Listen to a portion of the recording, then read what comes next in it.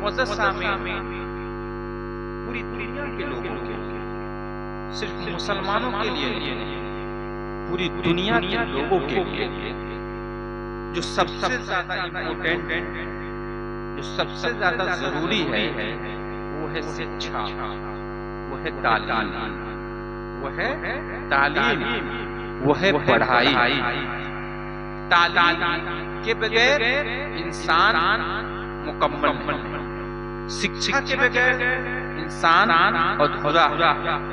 जब तक इंसान के अंदर तालीम नहीं आती है, इंसान के अंदर की इंसानियत मुकम्मल नहीं होती है। इसलिए मेरे इस्लामी भाइयों, जरूरी है कि आप तालीम के मैदान में, शिक्षा के मैदान में अपने बच्चे को लाने की कोशिश करें। अच्छा ये बताइए, आप जुमा पढ़ते हैं? सभी लोग नमाज के बारे में जानते हैं? सभी लोग जानते हैं नमाज, जुमा सब जानते हैं। ये बताइए, नमाज तो बहुत बड़ी इबादत है, बहुत बड़ी इबादत है। कल क़यामत के दिन अल्लाह ताला तमाम अमाल में अगर सबसे पहले किसी अमल के बारे में सवाल करेगा तो नमाज के बारे में सवाल करेगा। लेकिन सवाल ये है कि नमाज इतनी बड़ी इबादत, इतना इम्पोर्टेंट वाली इबादत, फिर भी अल्लाह ने कुरान में सबसे पहले नमाज पर नहीं दिया। ध्यान दीजिए, अल्लाह ने सबसे पहले किस चीज का हुक्म दिया? एक सवाल बनता है, एक सवाल बनता है कि अल्लाह ने जब कुरान खाली किताब है जिसको आप पढ़ते हैं, कब पढ़ते हैं? जब मर जाता है, मय्यत हो जाता है, उसके रूह के सारे सवाल के लिए कुरान पढ़ते हैं, उसकी रूह के सारे सवाल के लिए कुरान पढ़ते हैं। क्या कुरान पढ़ेंगे उसकी तिलावत का जो सवाब होगा हमारे लोगों को मिलेगा, उसकी बख्शिश हो जाएगा। बताइए कैसे मुसलमान आपका अकीदा कितना जबरदस्त है कि कुरान की तिलावत से एक मुर्दे की तकदीर बदल जाएगी। जो मुर्दा जहन्नम में जाने के लायक कुरान तिलावत से उसकी बख्शिश हो जाती है और वो जन्नत का हकदार बन जाता है। जब कुरान की तिलावत मुर्दों की तकदीर बदल सकती है, मुर्दों को निजात दिला सकती है, तो क्या कुरान की तिलावत जिंदों की तकदीर नहीं बदल सकती है? क्या कुरान जिंदों की तकदीर, उसके हालात को नहीं बदल सकती है? जरूर बदल सकती है। जब बड़े बड़े इंसान की तकदीर बदल जाती है, फिर इंसान आपकी तकदीर तो बदल के औला बदले। आप कुरान फैज़ को हासिल कीजिए। मुअज़्ज़ज़ सामीन, कहने का मतलब ये है कि आप कुरान ताक की सीरत बनाना, कुरान को ताक की सीरत बनाया नहीं, कुरान लबों की सीरत बनाया, कुरान तिलावत से अपने लबों को। तो अल्लाह ने सबसे पहले किस चीज का हुक्म दिया? कुरान के माध्यम से अल्लाह ने इस जमीन पर जितने भी सारे पैगाम, हुक्म, ऑर्डर ये अल्लाह ने दिया कुरान के माध्यम से दिया। कुरान दिया ना, नबी कुरान दिया और अपने को पैगाम। तो अल्लाह ने सबसे पहला कौन सा पैगाम, कौन सा हुक्म दिया? नमाज की, रोजे का, कि ज़कात का, कि झूठ बोलने से मना किया, चुगलखोरी से मना किया। किस चीज का हुक्म? सवाल सबसे पहले अल्लाह ने जिस चीज का हुक्म दिया होगा, चीज बहुत ही अहमियत की हामी, वो चीज बहुत महत्व रखती है, तब तो अल्लाह ने सबसे पहले। तो नमाज इतनी बड़ी इबादत, फिर भी अल्लाह ने कुरान में सबसे पहले नमाज पढ़ने का हुक्म दिया। रोजा बहुत बड़ी इबादत, फिर भी अल्लाह ने सबसे पहले रोजा रखने का हुक्म दिया। ज़कात बहुत बड़ी इबादत, फिर भी अल्लाह ने कुरान में सबसे पहले ज़कात का हुक्म दिया। हज भी बहुत बड़ी इबादत, लेकिन अल्लाह ने कुरान में सबसे पहले हज का हुक्म दिया। इस चीज का हुक्म दिया। मुअज़्ज़ज़ सामीन, जब आप कुरान से पूछिएगा तो कुरान जवाब देगा, इक़रा बिस्मि रब्बिकल लज़ी खलक़। अल्लाह फरमाता है, मेरे बंदों पढ़ो, एजुकेशन हासिल करो, शिक्षा हासिल, तालीम हासिल, यानी अल्लाह ने सबसे पहले दुनिया वालों को पैगाम दिया वो शिक्षा का तालीम। बताइए सबसे पहले क्यों? क्योंकि हमारे अंदर जब तक तालीम नहीं आएगी हमें नमाज की अहमियत समझ में नहीं आएगी। जब तक हमारे अंदर तालीम नहीं आएगी रोजे की अहमियत समझ में नहीं आएगी। जब तक हमारे अंदर तालीम नहीं आएगी बड़ों का कदर करना, बड़ों की इज्जत करना समझ में नहीं आएगा। जब तक हमारे अंदर तालीम नहीं आएगी छोटों से प्यार करने का तरीका नहीं आएगा। जब तक हमारे अंदर तालीम नहीं आएगी दूसरों की माँ बहन को अपनी माँ बहन समझना ये कैफियत दिल में नहीं आएगी। ये तालीम ही ऐसी चीज है जो इंसान को मुकम्मल इंसान बना देती है। ये तालीम एक ऐसी चीज है जो इंसान हासिल करके इंसानियत की मेराज पा लेता है। इसलिए अल्लाह ने सबसे पहले नमाज, रोजा, ज़कात, हज तमाम काम से पहले अल्लाह ने शिक्षा का हुक्म दिया, एजुकेशन का हुक्म दिया। मुअज़्ज़ज़ साहब एक अफसोस है कि मुसलमान इसी मैदान सबसे ज्यादा पीछे है। कई परसेंट आप अपने गांव में बताइए कितने परसेंट लड़कियां हैं, कितने परसेंट लड़के हैं जो पढ़े लिखे हैं, जो ग्रेजुएट है। मुअज़्ज़ज़ साहब एक होता है शिक्षित, एक होता है साक्षर। साक्षर होना, शिक्षित होना बहुत आध्यात्मिक बात है। मैं मौलाना भी हूँ और दुनियावी एजुकेशन में पास हूँ। मैं कलेक्ट्रेट में जॉब करता हूँ। कलेक्ट्रेट बिहारी कलेक्ट्रेट जानते हैं ना, जहाँ डीएम बैठता है, जहाँ जिला के बड़े ऑफिसर बैठते हैं, है ना, उसी ऑफिस में मेरी मैं जॉब करता हूँ। मैं ट्रांसलेटर हूँ। मौलाना मत समझ लीजिए, बहुत कीमती बात बता रहा है। ये सब नहीं सुन पाइएगा और सब महफिलों में और सब जलसों में मिला दो। इसलिए सब ध्यान से नहीं समझ में आएगा तो बिंदास डालिएगा। ये बात समझ में नहीं आई इसको क्लैरिफाई, इसकी वजाहत, इसको विश्लेषण कर लीजिए, समझिएगा। समझना ही नहीं है, समझ कर इस पे अमल। डॉक्टर इकबाल नाम सुना है? डॉक्टर इकबाल का जिन्होंने लिखा सारे जहां से अच्छा इन इसका हमारा, हम बुलबुल हैं इसकी ये गुलसिता हमारा। वही डॉक्टर इकबाल कहते हैं कि तूफान बुलाने से चश्मे क्या फायदा, दो बूंद ही काफी है असर कर जरूरत है अमल कर। तकलीफ तो बहुत सुनते हैं रोजाना कितनी महफिलें आपके नाम में अमल नहीं है, जरूरत है अमल करने की, जरूरत है अमल करने की। इसलिए जितनी बात मैं बता रहा उस पे कम से कम 3 बात जरूर अमल कीजिएगा, है ना। उसमें सबसे पहले बात शिक्षा की बात चाहिए। 2-3 बात बताऊंगा फिर अपनी बात शिक्षा। तो ये एजुकेशन सबसे बड़ी जरूरत है इंसान का। लेकिन मुसलमान इसी मैदान में सबसे ज्यादा पीछे एजुकेशन के मैदान में, शिक्षा। पहले कुरान सुनाता हूँ, फिर एक रामायण सुनाऊंगा, फिर आपको ध्यान समझाऊंगा। एक आदमी के दिमाग में बात कुरान में अल्लाह ने कहा इक़रा, पढ़ो अपने रब के नाम से जिसने सुने दिया। अल्लाह ने कहा इक़रा, पढ़ो। तो क्या कुरान की साइंस, क्या पढ़ो कि गणित, क्या पढ़ो, अकीदा पढ़ो या ज्योग्राफिया पढ़ो या तारीख पढ़ो, क्या पढ़ो? अल्लाह ने मुतलक रखा इक़रा पढ़ो, यानी हदीस भी पढ़ो, साइंस, कुरान भी पढ़ो, गणित। अल्लाह सबका हुक्म दे रहा है। अल्लाह ये नहीं कर रहा है मुफ्ती बनो, अल्लाह ये नहीं कर रहा है सिर्फ डॉक्टर बनो, अल्लाह ये नहीं कर रहा है सिर्फ आलिम बनो, अल्लाह ये नहीं कर रहा है कि सिर्फ इंजीनियर बनो। अल्लाह कर रहा है एजुकेशन, यानी एजुकेशन का मतलब एजुकेशन शिक्षा कहते हैं। शिक्षा का मतलब शिक्षा वो चीज है जिसको हासिल करके इंसान के व्यवहार में तब्दीली आता है, इंसान के किरदार में तब्दीली आती है, इंसान के कैरेक्टर में तब्दीली आती है, वही शिक्षा।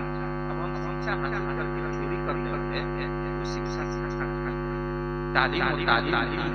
तालीम हासिल करके दूसरों की माँ बहन पे हम गलत नजर डाले, ये तालीम।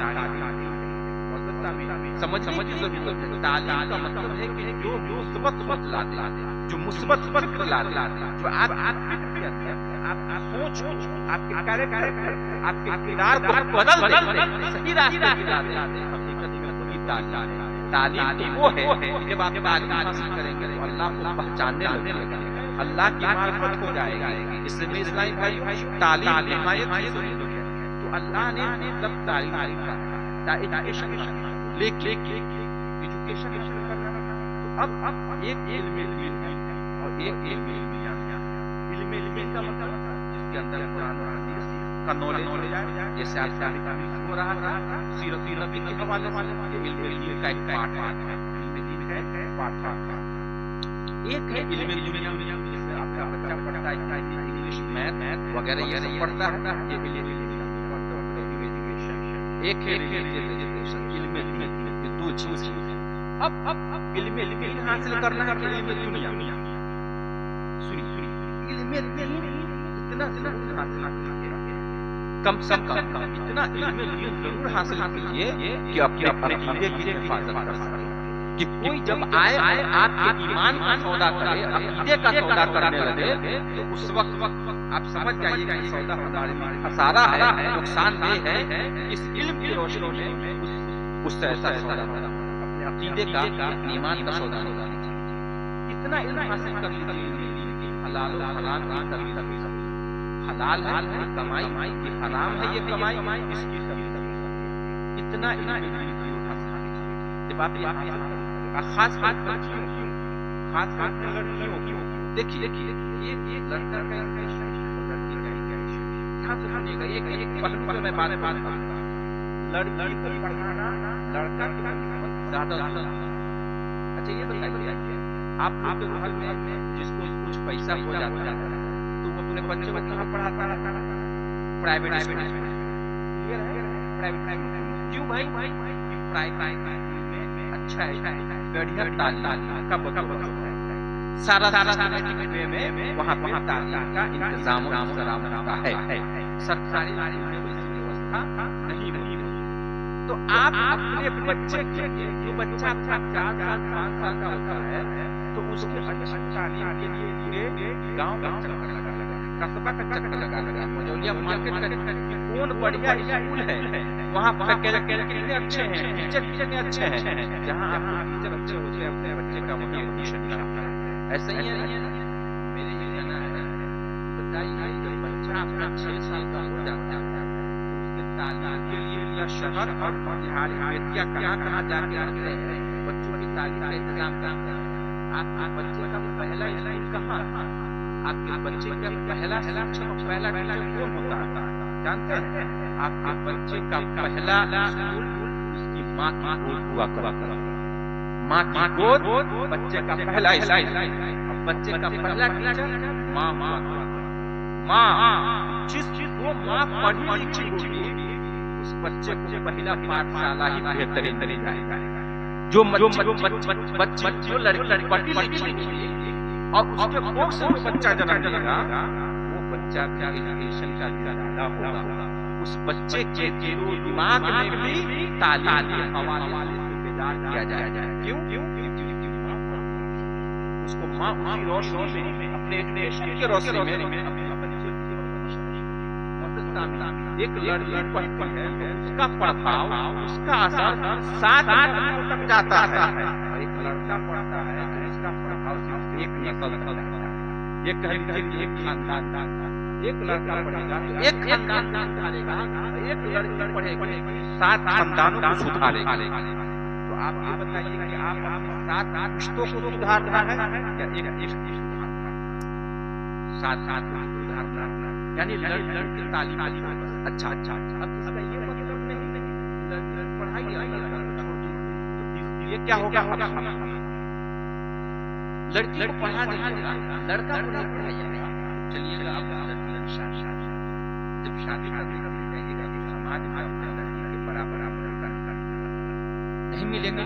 बाप शादी कि अब मेरी बेटी की शादी मेरी बेटी के बराबर जानते हैं। महाराष्ट्र का जिला है माली, उस मालेगांव में कम से कम 500 लड़कियां नर्सिंग से शादी कर क्यों इतने हायर एजुकेशन में लड़कियां चली गई कि वो अपने समाज के अंदर उनके बराबरी दांव के मुकाबले में कोई लड़का नहीं था। तो क्या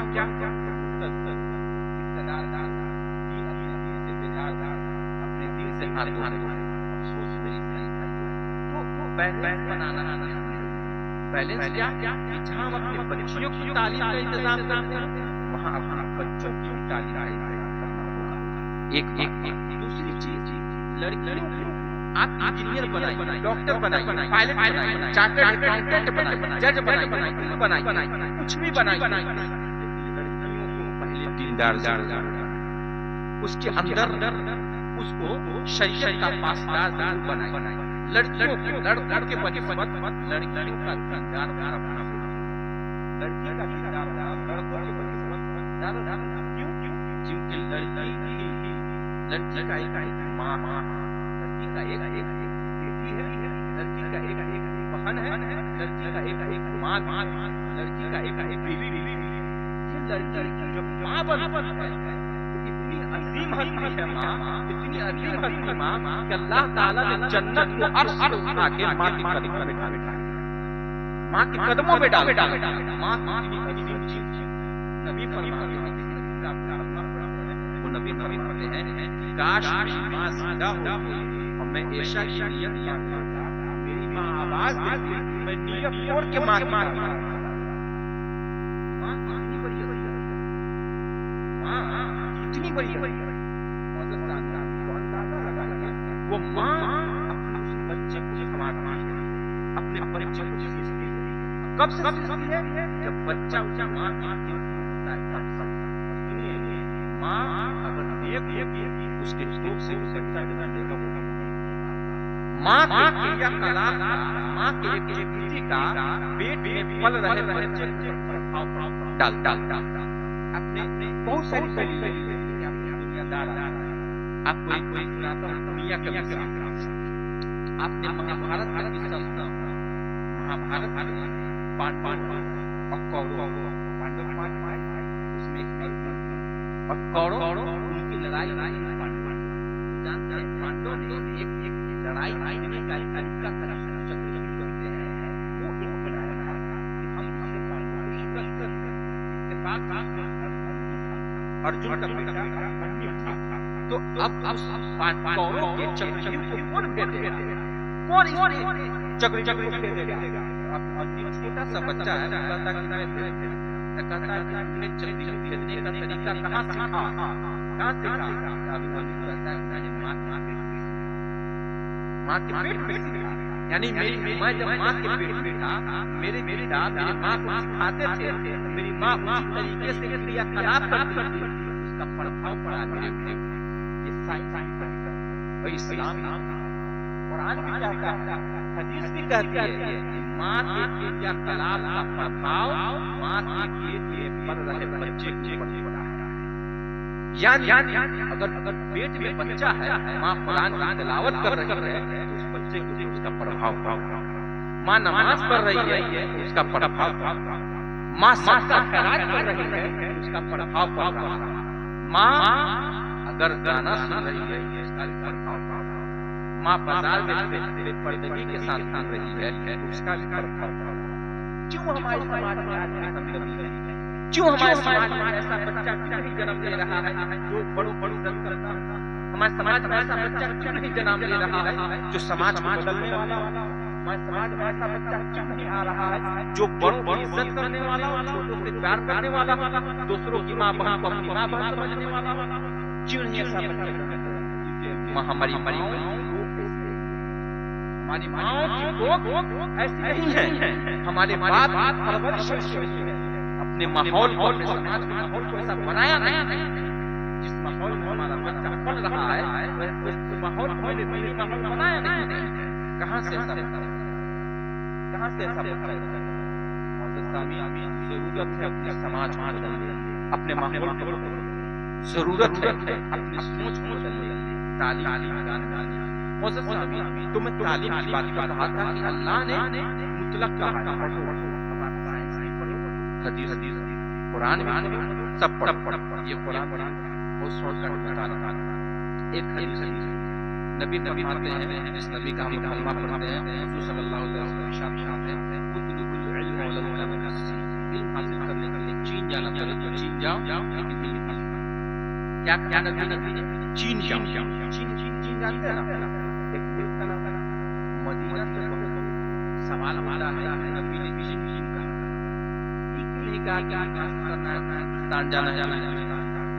नबी ने नहीं कहा कि इल्म हासिल करना है तो अमेरिका जाना है, अमेरिका जाओ। नबी ने चीन क्यों कहा? बात मत पॉइंट कुछ ना कुछ मकसद होता है। नबी ने चीन कहा, इसके पीछे कुछ मकसद। क्या मकसद है? मकसद ये है कि उस वक्त चीन के अंदर मेडिकल साइंस की तालीम बहुत ज्यादा था। मेडिकल साइंस डॉक्टरी का एजुकेशन जो है बहुत ज्यादा डेवलप हो पा रही थी। यानी मेरे नबी का फरमान ये था कि तुम इल्म दीन भी हासिल करो और इल्म दीन के साथ साथ आप इल्म दुनिया भी हासिल करो। इल्म दुनिया भी हासिल करो। एक देखिए मारे का जब गिरफ्तार किया गया गज़वे बद्र, इस्लाम की पहली लड़ाई गज़वे बद्र, तो उसमें गिरफ्तार कर लिया। सहाबा से मशवरा किया कि इन कैदियों के साथ क्या किया जाए। हज़रत उमर बहुत जालिम बोले कि सब कत्ल मार। नबी ने ये मशवरा पसंद नहीं किया। क्यों? क्योंकि नबी तो रहमत बनकर आया है, मुसलमानों के लिए भी रहमत बनकर आया है, सारी दुनिया के लिए रहमत है ना। इसलिए उन्होंने मशवरा पसंद नहीं किया। सिद्दीक़ अकबर से पूछा क्या किया जाए। सिद्दीक़ अकबर ने कहा कि फिदिया लेके छोड़ दिया। फिदिया मतलब कुछ मान लेंगे छोड़ दिया। जिनके पास पैसा था पैसा दिया और फिदिया लेंगे रिहाई। जिनके पास कुछ भी नहीं था, जानते हैं नबी ने क्या कहा? नबी ने कहा कि आप मेरे सहाबा को पढ़ना लिखना, मेरे सहाबा को, मेरे मानने वाले को पढ़ना लिखना। वो दुश्मन थे, कुफार मारता था। नबी ने दिया क्या? सहाबा को तुम इनसे पढ़ना लिखना। इन लोगों को कहा कि मेरे सहाबा को पढ़ना लिखना सिखाओ। ये माना बताइए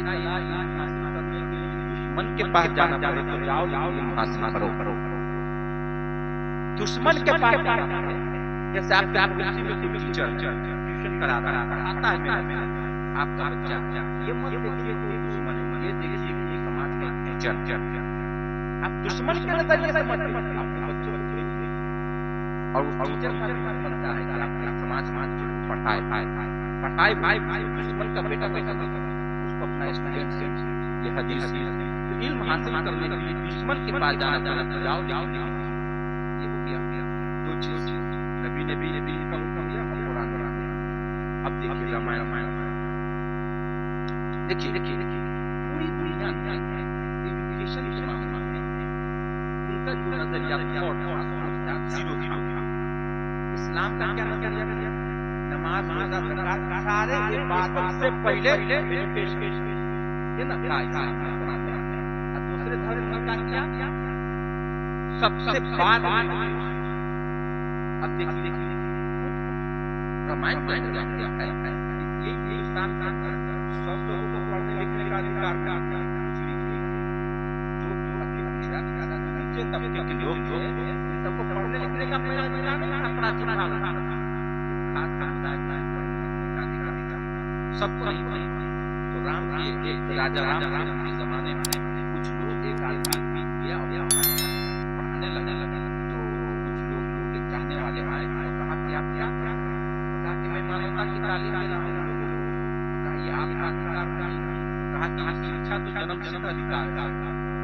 इतना वो जब बोला शिक्षा जन्म सिद्ध अधिकार है तो उन्होंने बादशाह को कहा कि देखिए ये एक आदमी बोल रहा है सिर्फ शिक्षा की वजह से आपके सामने राजा लिया इसका सरकलम शिक्षा देने वाले का सरकलम ये रामायण में बताइए।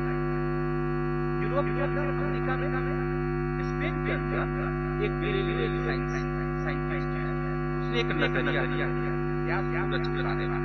सूरज के बारे में नजरिया दिया, जानते हैं उसको कैद वो माफी मांगा, तब उसको कैद से निकाला गया और 700 लाइब्रेरी को जला दिया गया। कितने? 700 लाइब्रेरी स्पेन में, यानी ईसाइयों ने लाइब्रेरी को जला दिया। यहूदी के यहाँ भी एजुकेशन नहीं, ईसाइयों के यहाँ भी एजुकेशन नहीं, कहीं एजुकेशन नहीं। एजुकेशन कहाँ है? इस्लाम।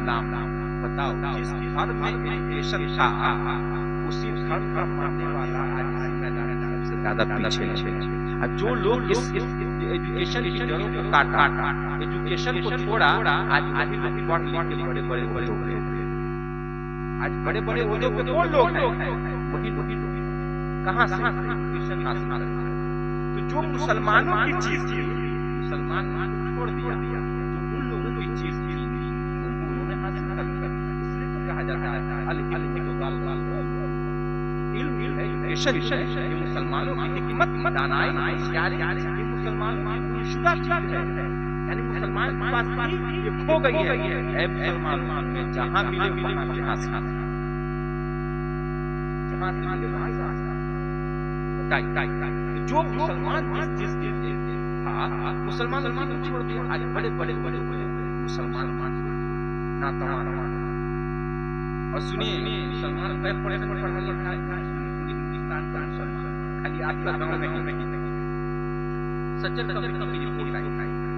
सज्जन कमेटी जैसे मनमोहन सिंह है ना, देश के प्रधानमंत्री 2005 में कांग्रेस ने मनमोहन सिंह सरकार थी, उसको पूरे हिंदुस्तान में मुसलमानों का सर्वेक्षण किया। क्या किया गया? सर्वेक्षण जायजा, मुसलमान की स्थिति कैसी, किस पोजीशन में मुसलमान, जायजा किया। क्या कहा गया? रिपोर्ट पेश किया गया। उस रिपोर्ट में कहा गया हिंदुस्तान का मुसलमान हरिजन से भी ज्यादा बराबर है। हरिजन समझते हैं? बोलिए सब बताइए। उस रिपोर्ट में कहा गया कि हिंदुस्तान का मुसलमान हरिजन से भी ज्यादा बदतर है एजुकेशन के मामले में, इकोनॉमिक्स के मामले में, अर्थव्यवस्था, दौलत, एजुकेशन, शिक्षा के लिहाज से, सोशल, सामाजिक एतबार से उनसे भी बदतर। यानी मुसलमान एजुकेशन के मैदान में एक बात रिपोर्ट में कहा गया कि पूरे हिंदुस्तान में जितने मुसलमान हैं उसमें से सिर्फ 7% मुसलमान पढ़ा लिखा और 93% मुसलमान इलिटरेट है, यानी जाहिल है। सिर्फ 7%। सोचिए आप जिस कौम को सबसे पहले अल्लाह ने करा पढ़ने का वो कौम सिर्फ 7% पढ़ा लिखा है। 7% मुसलमान पढ़ा लिखा, उसमें से 4% मुसलमान मदरसा की वजह से पढ़ा है और 3% मुसलमान स्कूल की वजह से पढ़ा है। अब ये बताइए 4% मुसलमान मदरसा से पढ़ा है, लेकिन आपका मदरसा गरीब आपका मदरसे की तालीम, इंतजाम, उसका इंतजाम कितनी बदतर हालत में आप देखते हैं, कौन करते हैं? कभी ध्यान देते हैं अपने मदरसा, यानी मतलब आप गांव में मदरसा आप बच्चे को अल्लाह कायदा बगदादी वाली पढ़ाया, कुरान शरीफ का नॉलेज नहीं दिया जाता है। बताइए उसमें आप तवज्जो अफसोस के साथ कहना पड़ा। इसलिए मेरे इस्लामी भाई, मैं आपसे एजुकेशन हासिल करें। अगर आप एजुकेशन हासिल कीजिएगा तो समाज मान जाएगा, है ना? आज सरकार कहती है कि आज खाओ फिर भी बच्चे पढ़ाओ। ये सरकार का नारा आज है, कुर्बान जाओ इस्लाम पे, जिस इस्लाम के आप लोग मानने वाले, जिस इस्लाम के आप लोग मानने वाले हैं, उस इस्लाम ने आज से 1400 साल पहले इकरा पढ़ो अपने नाम से। इसलिए मेरे भाइयों तालीम निहायत और दूसरी बात औरतों के एजुकेशन के हवाले से, इसमें बहुत ज्यादा आज हमारी बच्चियां हिंदुस्तान का जो तालीमी निजाम यानी स्कूल एजुकेशन सिस्टम, वो एजुकेशन का मतलब मखलूक तालीम का मतलब जहाँ लड़का लड़की एक साथ पढ़ते हैं, है ना? यही सिस्टम है।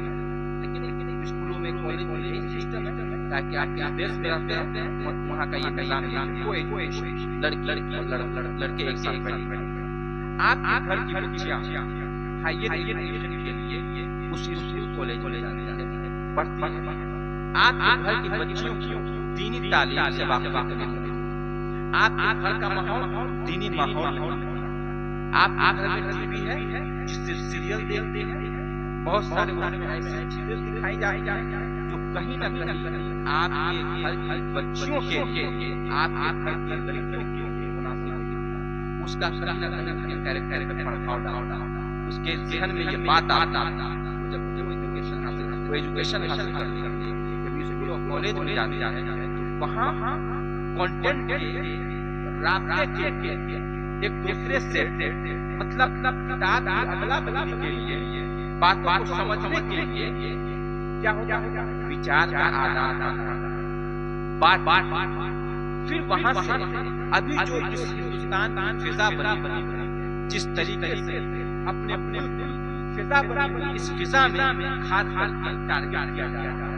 मौजूद ऐसे हमारी ज्यादा मेरा ये कहना है कि आप अपने बच्चों को आप स्कूल भेजे, आप अपने बच्चियों को कॉलेज भेजे, लेकिन स्कूल कॉलेज भेजने से पहले उसको ऐसे इतना जरूर हासिल कीजिए, इतना उसको दिलदार जरूर बना कि उसके दिल में खुदा, उसके लबों पे कुरान दिला दे, उसके पेशानी की सजदे की चमक, उसके सीने में इश्क रसूल का चिराग जब दिलदार की लड़कियां होंगी तो वो किसी भी कॉलेज में जाके पढ़े, किसी भी यूनिवर्सिटी में जाके पढ़े, वो अपने इज्जत और ईमान का सौदा नहीं करेंगे।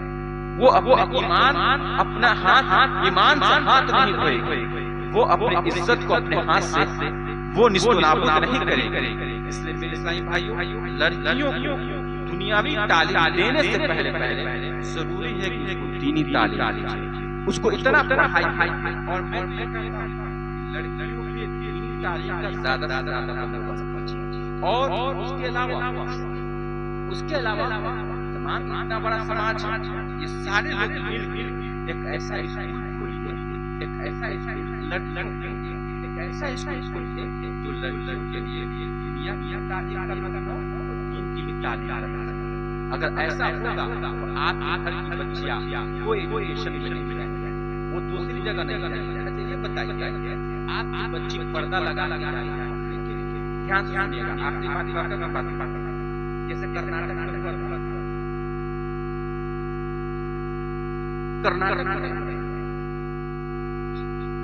एक वाकया हुआ था। एक लड़की हिजाब लगा तो स्कूल के एडमिनिस्ट्रेशन में पाबंदी लगाई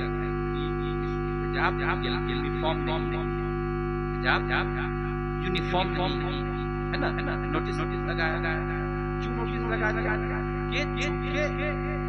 स्कूल उनका है, स्कूल उन्होंने बनाया, तो कानून आप बनाया, स्कूल उन्होंने बनाया, सारा उनका सब कुछ उनका बनाया हुआ तो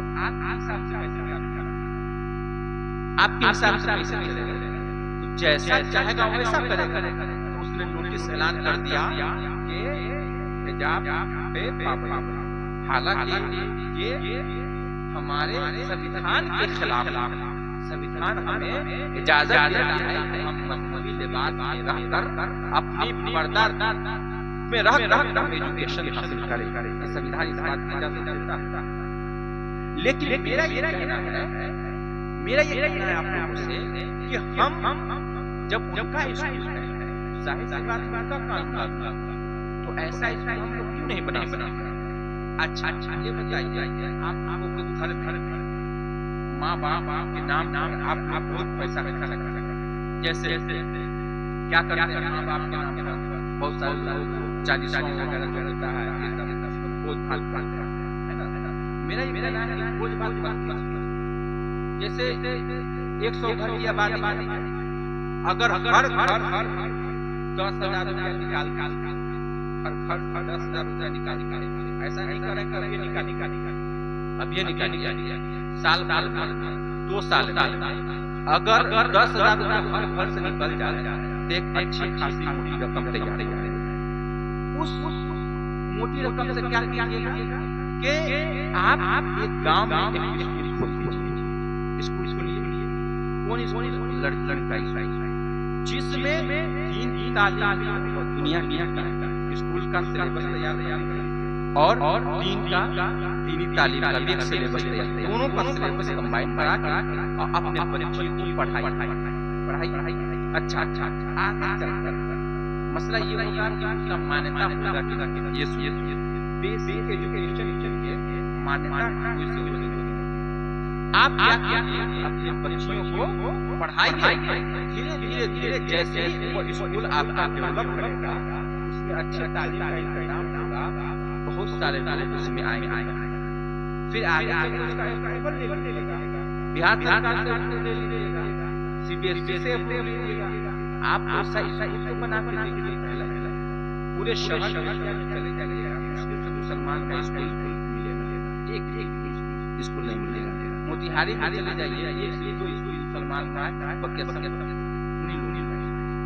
भाई सलमान पास हमारे पास नहीं, बात नहीं कर रहा। अल्लाह ने जिनको दौलत से नवाजा है, अल्लाह दुआ कीजिए कि रोशनी अता करे, वो अपने समाज के बच्चों के लिए स्कूल का इंतजाम। अगर हमारा अपने कौम के बच्चे जब पढ़ने आएंगे, जाहिर सी वो निकाब में आएंगे, वो निकाब में आएंगे, बल्कि हम तो निकाब को लागू करेंगे, पर्दे को लागू करेंगे। हम पर्दे को सुनिए, देश कि हम मगरबी कल्चर को अपनाते हैं, वेस्टर्न कल्चर। हालांकि हर हिंदुस्तान के अंदर खास सनातन धर्म इस्लाम सब धर्म में पर्दे का एहतमाम है, पर्दे का हुक्म किया गया। पर्दे का हुक्म जानते हैं, जब राम अपहरण किया इसका सीता का, जब राम आया तब उससे पूछा लक्ष्मण कि ये था पायल, सीता का पायल गिरा हुआ था, तो लक्ष्मण नहीं पहचान पाया सीता की पायल, क्या सीता की पायल। तो राम ने पूछा तुम्हारे हाथी का पायल तुम आज तक तुमने नहीं देखा? तो लक्ष्मण ने जो जवाब दिया, देखिए पर्दा बता रहा, लक्ष्मण ने जवाब दिया था कि भाईजान मैं अपनी आंखों से उसके गले का हार, पायल नहीं, सीता के गले का हार गिरा हुआ था, इसको अपहरण किया जाता है, गले का हार गिरा दिया। लक्ष्मण इसको देखा लेकिन नहीं जान पाया कि सीता का हार।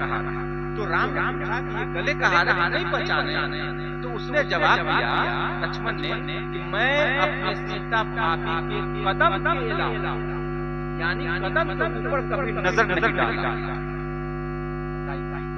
ये था पर्दा, ये था पर्दा, एक तेवर है। आज का अपना समाज में तेवर भाभी से मजाक हालांकि तेवर बहुत नाजायज है। क्यों ऐसा हो रहा है आपके समाज में? कि आपके समाज में दीनी माहौल, आपके घर में दीनी माहौल, यकीन जानिए कि दुनिया चंद चीज है, बस एक न एक दिन कब्र वाले और हर जर्रे का आपका हिसाब है, हम लोगों का हिसाब है, जो कर रहे हैं सब चीज का हिसाब है। इसलिए बेटे को जरूरी है कि अगर बाप गलत देखे तो बाप 20 लाख का, बाप बेटे में कमी देखे तो बेटे की शिकायत, माँ का करनी है बाप बेटे की जरूरी है कि माँ चाहिए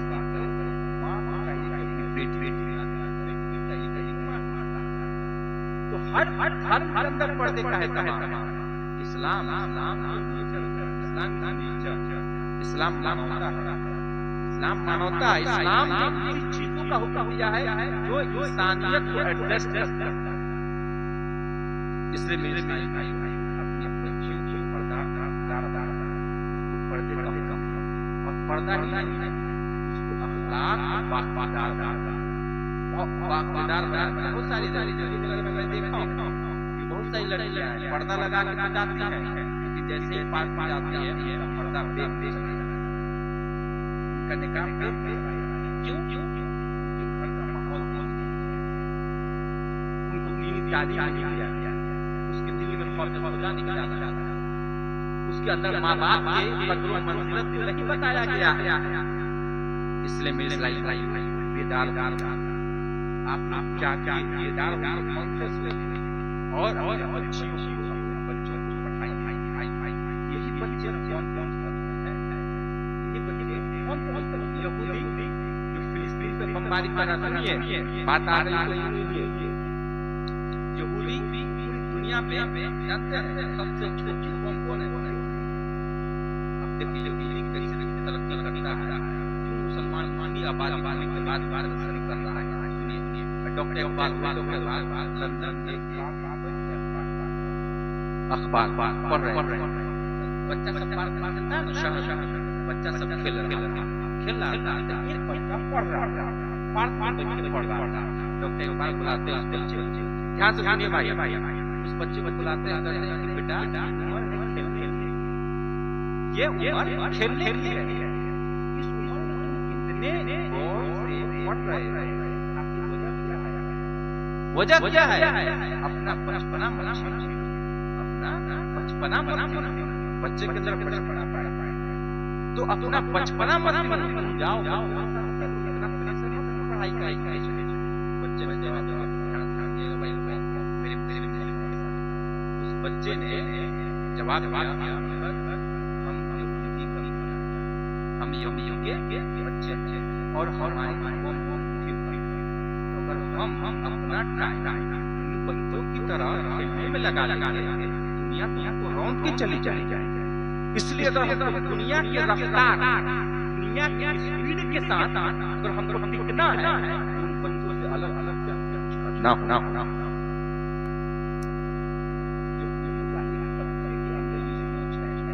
मुसलमान का बच्चा फेसबुक चलाता है, टिकटॉक चलाता है, सब चलाता है। देखिए 10 साल का बच्चा चलाता है, तो कहिएगा ये कलमा बना दो, हमको कलमा सही है, नहीं सिखाने वाला उसको कोई बताने वाला। आप मुसलमान हो भाई, आप मुसलमान हो ना, सोचिए मुसलमान एक आदमी दिया, आखिरी बात इसलिए कि अब इजाजत नहीं दे रही है, एक आदमी दिया चित्र जो बनाता है अपने शरीर पर, है ना, जानते हैं शेर का चित्र बनाता है, आपके समाज में कुछ नौजवान लोग बनाते हैं, हराम है। वो एक गया आदमी शेर कहा कि शेर का चित्र बना दो मेरे कलमे के ऊपर, तो कहा कि ठीक है चलो, कपड़ा हटाया और उसके कंधे के ऊपर चुपोया। चित्र बनाने वाले क्या कर रहे हैं? कहा कि मैं शेर का दुम बना, क्या शेर का दुम बना। तो बोला ऐसा करो, तब बोल रही बगैर दुम वाला शेर बना। फिर चुप हो जा, है ना। तो कहा अब क्या कर रहे हो? तो कहा कि शेर का गर्दन बना रहा। तो कहा बगैर गर्दन वाला शेर बना। फिर चुप होया, कहा क्या कर रहे हो? तो कहा शेर का थर बना। तो उसने कहा बगैर थर वाला शेर। चित्र बनाने वाले और कहा कैसा चित्र बनाना चाह रहे हैं? बगैर बगैर गर्दन बगैर धूम कहीं शेर होता है? बिल्कुल नहीं। शेर का चित्र बन पाएगा? तुम बनेबे नहीं देगा, मुंह बनेबे नहीं देगा, शेर कैसे बने? मुसलमान के अंदर नमाज, जिस मुसलमान के अंदर कलमा नहीं, जिस मुसलमान के अंदर, जिस मुसलमान के अंदर, जिस औरतों के अंदर हया नहीं, जिस औरतों में पर्दा नहीं, जिस मुसलमान में एजुकेशन नहीं, जिस मुसलमान में दोस्तों की कदर करना नहीं, जिस मुसलमान में झूठ से नफरत नहीं, जिस मुसलमान में चोरी से नफरत नहीं, जिस मुसलमान में अमानत नहीं, जिस मुसलमान में दयानत नहीं, जिस मुसलमान में ईमानदारी नहीं, वो कैसा मुसलमान से कहते हैं जिसके अंदर मुसलमान से कहते हैं जिसके अंदर नमाज, मुसलमान से कहते हैं जिसके अंदर हया, मुसलमान से कहते हैं जिसके अंदर पाकदामनी हो, मुसलमान से कहते हैं जिसके अंदर इफ्फत हो, पाकदामनी हो और इबादत का जज्बा हो, गरीबों का मदद करने का जज्बा हो। बगैर किसी, चाहे वो हिंदू हो, चाहे वो मुस्लिम हो, अगर वो दुख में है, मुसलमान उसकी मदद के लिए खड़ा हो। इस्लाम हमें ये दर्शाता है कि सामने अगर कोई मजबूर है, चाहे वो किसी भी धर्म का मानने वाला क्यों हो, उसकी मदद के लिए। अगर कोई मुसीबत में है, उसकी मुसीबत ये इस्लाम ये कैरेक्टर, ये किरदार, ये कहां से आएगा? तालीम, एजुकेशन से। इसलिए मेरे भाई जरूरी है ये सब चीजों पे आप और ये माशाल्लाह अच्छा लगा सब लोग हैं और हमारी माँ बहनें भी है। जितनी बातें बताएं आप कोशिश कीजिएगा कि आप इस पे अमल कीजिएगा और बिलखुसूस आज कीजिएगा कि हम अपने बच्चों को पढ़ाएं। और पढ़ाने का ये नहीं होता है जैसे मैं बता रहा, एक होता है साक्षात, एक होता है साक्षात का मतलब ये होता है कि पढ़ना लिखना सीख जाना, यानी आपका नाम है, अपने पापा का नाम, अपने माँ का, अपने दादा का, गांव का, जिला का नाम लिखने। शिक्षित का मतलब क्या होता है? शिक्षित का मतलब ये होता है कि आपके व्यवहार में तब्दीली आई, आपके व्यवहार में आपके बोलने का सलीका, अदब, बड़ों का अदब कर रहे हैं, छोटों से प्यार कर रहे हैं, समाज में अच्छी बातों को रोक दे रहे हैं, नमाज के आगे बढ़ रहे हैं। इसलिए मेरे भाई आप शिक्षित होइए, अपने बच्चों को शिक्षित बनाइए, साक्षात बनाइए। और अकेला मुतिहादी शहर में हम लोगों की मेहनत से ज़माने हालात लड़कियों का इदारा जौहर है ना, यानी का निज़ाम मैंने खुद बनाया, उसमें स्कूल का भी निज़ाम और क्या नाम है दीनी तालीम का दोनों को कंबाइन करके बनाया है। और वहाँ जो बच्चे पढ़ती हैं उसको स्कूल की भी तालीम दी जाती है और दीन की भी तालीम।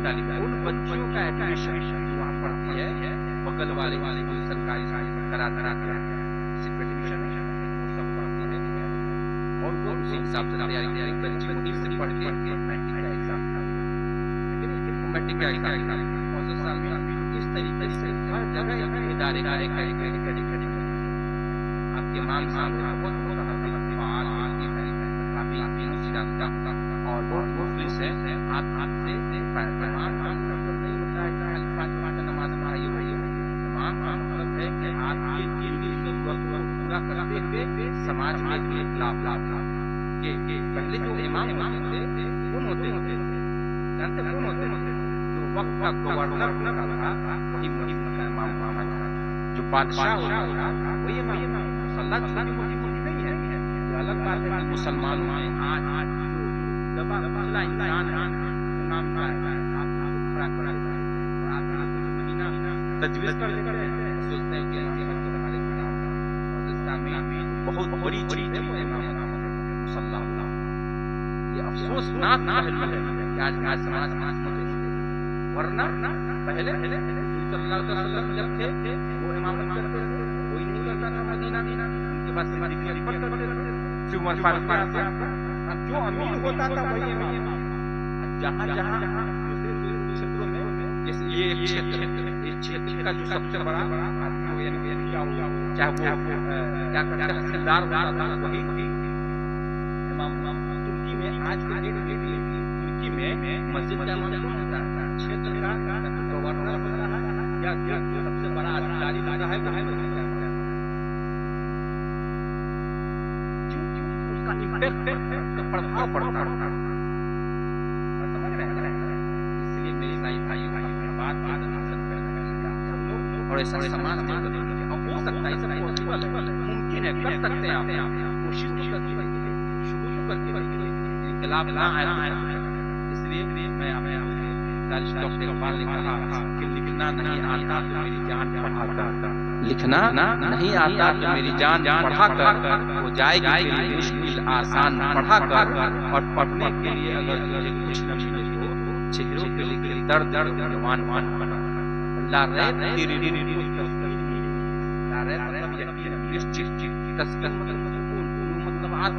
ला रहे तेरी रूह को तस्कीन मिलेगी तो पूर्व के लम्हात में कुरान आ जाएगा मुसलमानों में जीने का तरीका, आ जाएगा मुसलमानों में जीने का सलीका तो सरवर कौनैन के फरमान पढ़ा कर लिखना नहीं आता तो मेरी जान पढ़ा कर हो जाएगी मेरी मुश्किल आसान पढ़ा कर।